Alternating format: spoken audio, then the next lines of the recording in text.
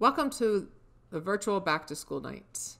I'm going to talk to all of my parents and guardians of all my subjects, so I'll refer to different classes. I do teach Algebra 1, Algebra 2, and applications of algebra.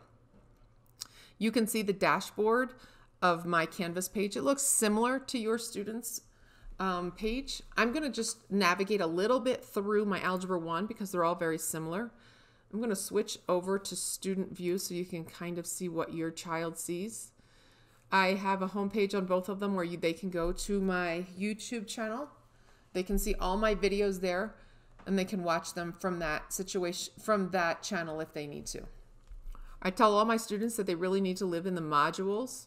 This is where you can see all your assignments. You can see what assignments have been completed. I do have my assignments set up in such a way that they open up in sequence. So they can't skip around and choose and pick and choose. They have to watch the video first before that homework opens up for them. They have to submit the homework before the answer key opens up for them. I will need your help in watching the videos. A lot of our students think they multitask. They're listening to music, they're on their phones, and they have my video up and they call that watching a video. They really need to watch the video and take notes. So a good way to check to see if they've done it is ask to see the notes. And that way when they get to the homework, they have something to refer to.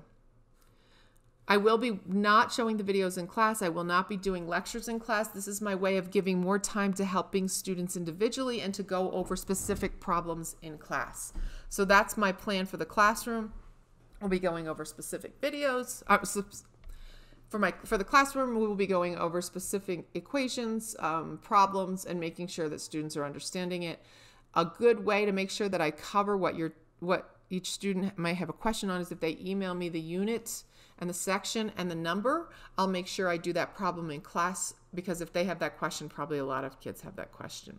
So that's where you can find a lot of information. You can also see another welcome video where I go through my syllabus step by step.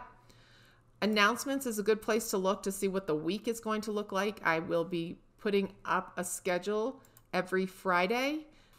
I will open up the schedule and I will open up the modules so the students that want to get ahead for the week have the opportunity to do that. So you can find the schedule there.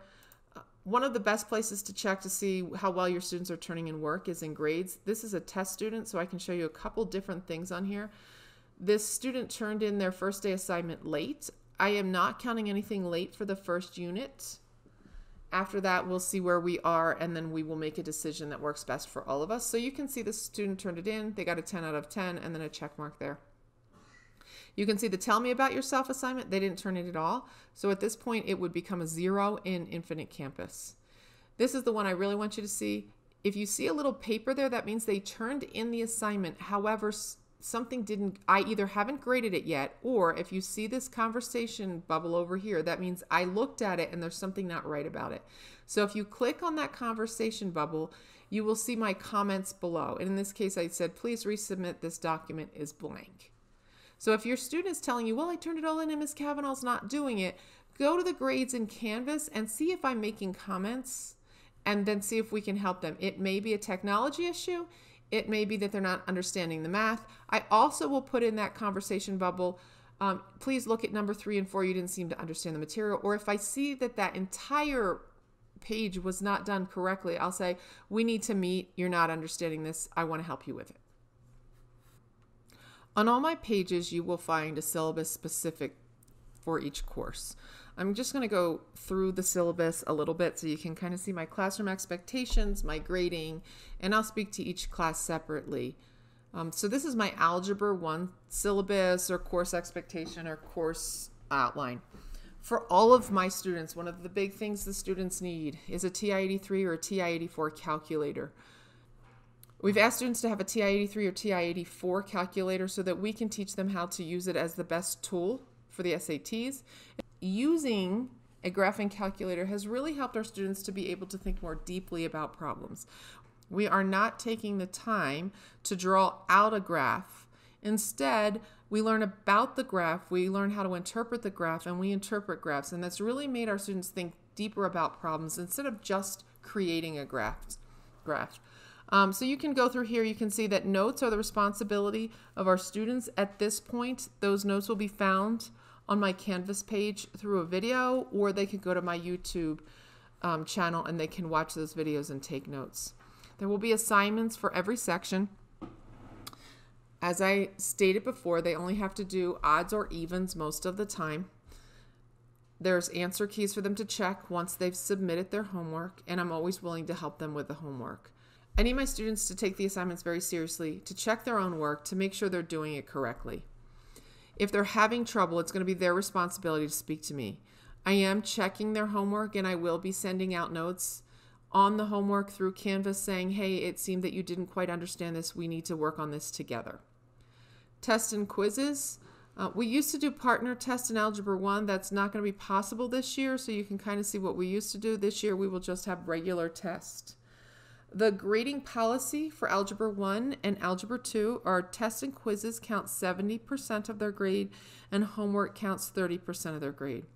In applications of algebra, participation is 30%, and then classroom discussions and online discussions are going to be 70% of their work. You can find out my syllabus, all the necessary information for makeup work, absentee work, math department policies, and other policies that you may have questions on. Okay, for my classroom expectations, my biggest expectation is students come in ready to work hard. That they understand that math may never be their favorite subject, but that they're going to put the effort in to learn the material.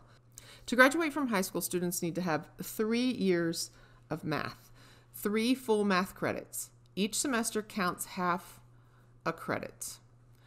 Majority of students come into the high school and start their math career in Algebra 1.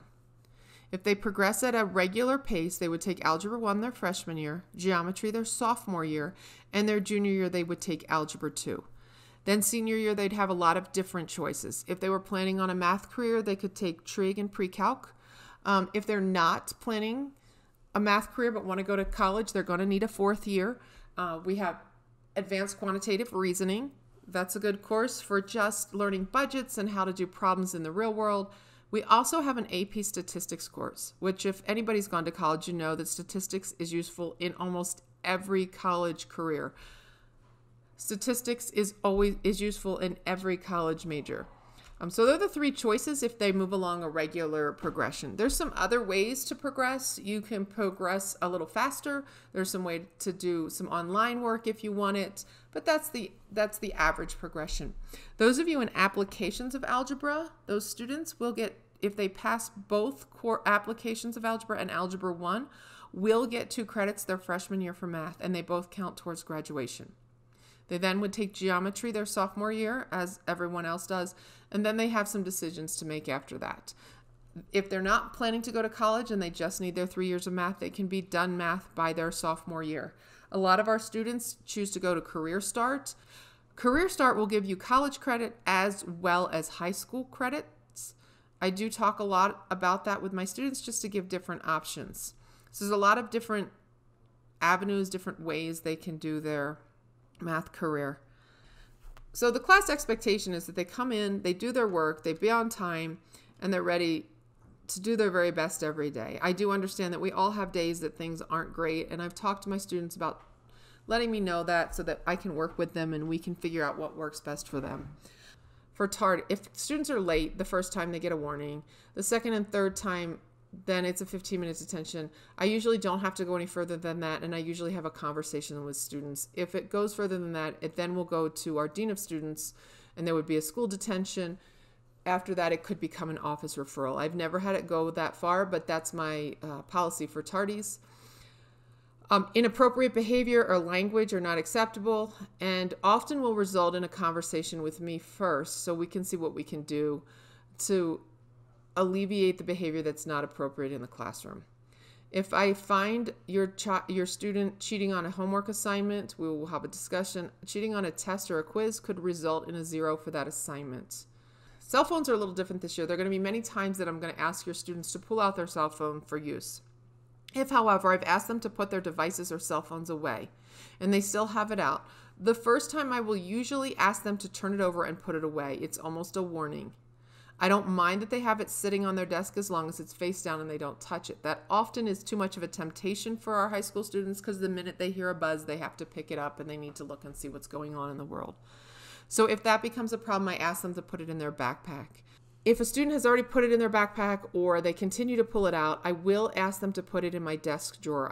I ask them to pick up their cell phone and put it in my desk drawer, and they can have it back at the end of the period.